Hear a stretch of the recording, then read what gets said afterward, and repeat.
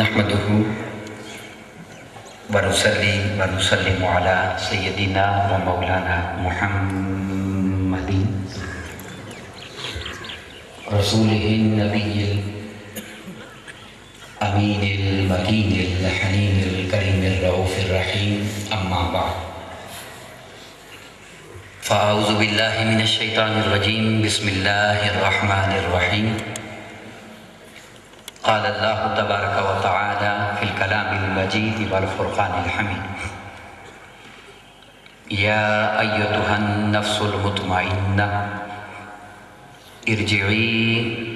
إلى ربك راضية مرضية فادخلي في عبادي وادخلي جنتي صدق الله مولانا العظيم الصلاة والسلام عليك يا سيدي يا رسول الله وعلى آلك وأصحابك يا سيدي يا حبيب الله حضور غوث الزمان خواجہ خواجگاں عاشقوں کے دل کی دھڑکن جناب پیر طریقت رہبر شریعت زندہ پیر سرکار رحمت اللہ تعالی علیہ، زیب سجادہ نشین جناب محترم صاحبزادہ شان والا حبیب اللہ شاہ صاحب مدد اللہ العالی، جملہ علماء کرام مشائخ اعظام، جملہ خلفاء حضرات، جملہ عاشقان و غلامان، جملہ اولیاء کرام اور بالخصوص خواجہ زندہ پیر سرکار رحمت اللہ تعالی علیہ۔ آج جیسا کہ آپ تمام احباب کے علم میں ہے کہ ہم سب جناب محترم صاحبزادہ محترم بادشاہ سرکار کی معصوم بادشاہ صاحب کی رسم چیلم میں شریک ہیں۔ دعا گو ہوں کہ رب کائنات ان کے درجات بلند فرمائے۔ سامعین ذی وقار، جیسا کہ آج آپ جانتے ہیں کہ یہ بڑے صبر کا موقع ہے اور میں جزاک اللہ اس دن اور ماہ محرم الحرام کی مناسبت سے انشاءاللہ جو وقت مجھے دیا گیا اس میں چند کلمات آپ کی گوش گزار کرنا چاہتا ہوں۔ یہ بات وجہ ہے کہ اس راہ کے مسافروں کے لیے بڑی کٹھن منزلیں آتی ہیں، مگر میں جس جملے سے آغاز کرنا چاہتا ہوں وہ یہ ہے کہ مقام صبر یہ چھوٹے لوگوں کا کام ہوتا ہے، اور اگر اس طریقت کی وادی کو دیکھا جائے تو پہلی وادی کا نام مقام وادی صبر آتا ہے، اور جب وہ کامیابی سے گزر جاتے ہیں تو پھر وادی توکل آتی ہے، اور جب وادی توکل بھی گزر جائے تو پھر انہیں وادی رضا سے گزارا جاتا ہے، اور اگر وہاں سے کامیابی نصیب ہو جائے تو پھر انہیں رضا کی منزل نصیب ہوتی ہے۔ بس چند ایک کلمات اس مختصر آپ کے سامنے رکھنا چاہتا ہوں۔ سامعین ذی وقار، صبر دو طرح کا ہوتا ہے۔ ایک صبر وہ ہوتا ہے جو عبادت گزاروں کا ہوتا ہے، اور ایک صبر وہ ہوتا ہے جو عاشقوں کا ہوتا ہے۔ عبادت گزاروں کا جو صبر ہے، حضرت ابوبکر شبلی رحمۃ اللہ تعالی علیہ حضور سیدنا غوث العظم دستگیر کے مشائخ میں سے ہے، بیان فرماتے ہیں کہ عابدوں کا پہلا صبر ہے الصبر للہ، اللہ کی بیان کردہ شریعت اور احکامات پر قائم رہنا، حلال حرام کی تمیز کرنا، اچھے برے کا خیال رکھنا، اور اوامر اور نواہی پر یوں پابند ہو جانا کہ اگر حلال نہ ملتا ہو تو فاقے گوارا کر لے مگر حرام کا لقمہ نہ کھائے، اس کی قدر کم کر دے۔ یہ الصبر للہ ہے، اور اس کے بعد جو مقام آتا ہے اسے کہا جاتا ہے الصبر علی اللہ، اپنے مقدر پر صابر رہنا۔ اگر اگر اللہ خوشی عطا فرما دے تو پھر بھی صابر ہو، اگر کوئی آزمائش آ جائے تو پھر بھی صابر ہو، زندگی ہو یا موت، آسانی ہو یا تنگی، وہ ہر حال میں صابر رہنے والا ہو۔ جیسا کہ حکایت بیان کی جاتی ہے کہ ایک بزرگوں کا جہاز سامان تجارت لے کر گیا تھا، خبر آئی کہ سارا جہاز ڈوب گیا، لاکھوں کا نقصان ہوا، مگر اللہ والے نے چند لمحے کے لیے توجہ اپنے قلب پر فرمائی اور نگاہ اٹھا کر فرماتے ہیں الحمدللہ۔ جو آپ کے متوسلین بیٹھے تھے، عشاق بیٹھے تھے، مریدین بیٹھے تھے، وہ دیکھنے لگ گئے کہ اس نقصان پر بھی الحمدللہ فرمایا۔ واہ کیا شان ہے پیر و مرشد کی۔ کچھ دیر گزری تھی، ایک اور خبر آئی کہ نقصان نہیں ہوا، جہاز منزل پر پہنچا ہے، اللہ نے بہت نفع عطا کیا ہے۔ پھر قلب پر توجہ فرما کر زبان سے نکلا الحمدللہ۔ اب ایک عاشق سے رہا نہ گیا، سوال کرتا ہے حضور اس نقصان پر بھی الحمدللہ اور اس نفع پر بھی الحمدللہ، تو راز کیا ہے؟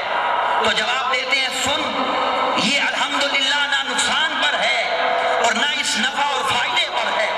بلکہ جب خبر نقصان کی آئی تو قلب پر توجہ کی کہ اسے جو مولا کے ساتھ جوڑ رکھا ہے، اللہ کے ذکر میں اس کو ہم نے بٹھایا ہوا ہے، قائم کیا ہوا ہے، کہیں نقصان کی خبر سن کر یہ اللہ کی یاد سے غافل تو نہیں ہوا، مگر میں نے دیکھا کہ اسے نقصان کی پرواہ نہ تھی، یہ اللہ کے ذکر میں مشغول تھا،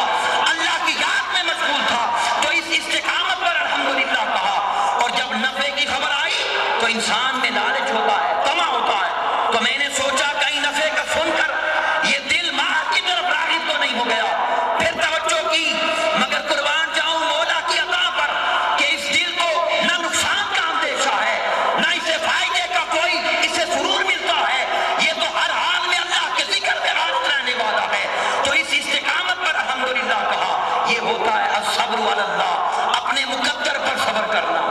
سامعین وقار تیسرا درجہ آتا ہے الصبر مع اللہ۔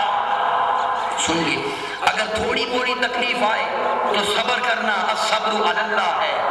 اور اگر تکالیف، مصائب، آزمائشیں اور اس کی طرف سے آزمایا جانا روز بروز آتا چلا جائے،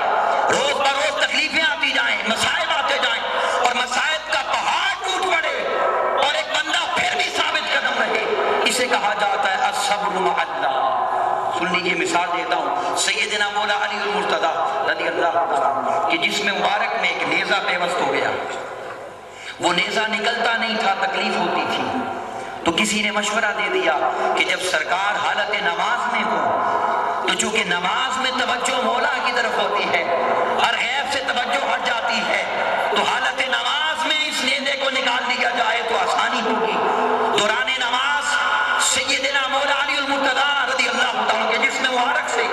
اس نیزے کو نکالا گیا، خون کا فوارہ نکلا،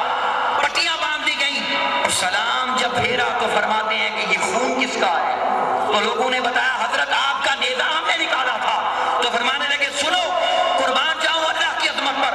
جس نے یہ مقام عطا فرمایا کہ اس نیزے کی تکلیف اور شدت کا ذرا بر احساس نہ ہوا، کیونکہ ساری توجہ مولا کی طرف تھی۔ یہ ہوتا ہے صبر مع اللہ۔ سامعین وقار، یہ عبادت والوں کی بات ہے، یہ عابدوں کی بات ہے۔ اب سن لیجیے عاشقوں کی بات۔ عاشقوں کا صبر اس سے اونچا ہوتا ہے، اسے کہا جاتا ہے الصبر عن اللہ۔ بس میں ایک جملے میں بات کرنا چاہتا ہوں، الصبر عن اللہ، زاہد اور عبادت گزار مصائب پر صبر کرتے ہیں،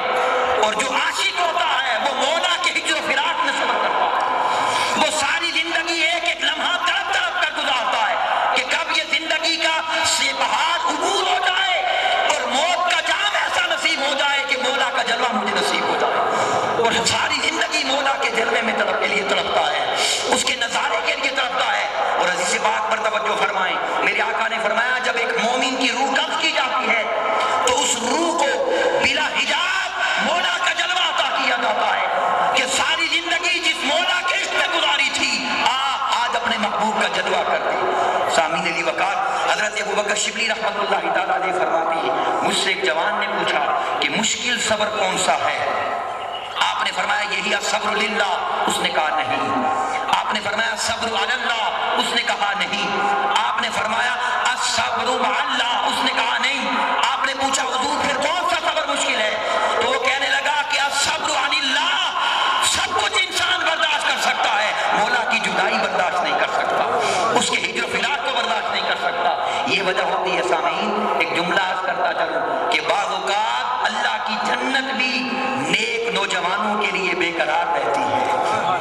ان کے استقبال کے لیے بے قرار رہتی ہے، اس لیے وہ جلد دنیا سے پردہ فرما جاتے ہیں. سامعین ذی وقار، جب صبر کی منزل طے ہوتی ہے پھر مقام توکل آتا ہے. اور سننے اس کے 3 درجات ہیں، میں مختصر کر رہا ہوں، تفصیلات میں نہیں جاتا. پہلا درجہ یہ آتا ہے توکل کا، اور وہ درجہ یہ ہے کہ مل جائے تو بندہ شکر کرتا ہے اور نہ ملے تو صبر کرتا ہے. سامعین ذی وقار پہلا درجہ یہ ہے. اور دوسرا ہے کہ جب ملے یا نہ ملے یہ دونوں مقام انسان کے لیے برابر ہو جاتے ہیں، دونوں مقام برابر ہو جاتے ہیں. اور تیسرا درجہ یہ آتا ہے کہ اسے ملنے کی پرواہ نہیں ہوتی، اسے جب نہیں ملتا تب وہ وقت کرتا ہے، تب وہ رقص کرتا ہے. جیسے اللہ نے اپنے نبی کو حکم فرمایا، جائیے نبی اس غار میں ایک بوڑھا 70 سال سے عبادت کر رہا ہے، اسے جا کر میرا پیغام دے دیجئے کہ تیرے 70 سال کی عبادت مولا نے رد کر دی ہے. اللہ کے نبی وہاں تشریف لے جاتے ہیں اور بزرگ کو جا کر بتاتے ہیں، اے بزرگ آپ کے لیے اللہ کا پیغام آیا ہے. اس بزرگ کی آنکھوں میں چمک آ جاتی ہے، اس کے چہرے پر رونق آ جاتی ہے کہ خدا جانے مولا نے کیا پیغام بھیجا ہے. تو اللہ کے نبی فرماتے ہیں کہ سن، تیرے 70 سال کی عبادت مولا نے رد کر دی ہے، مولا نے رد کر دی ہے.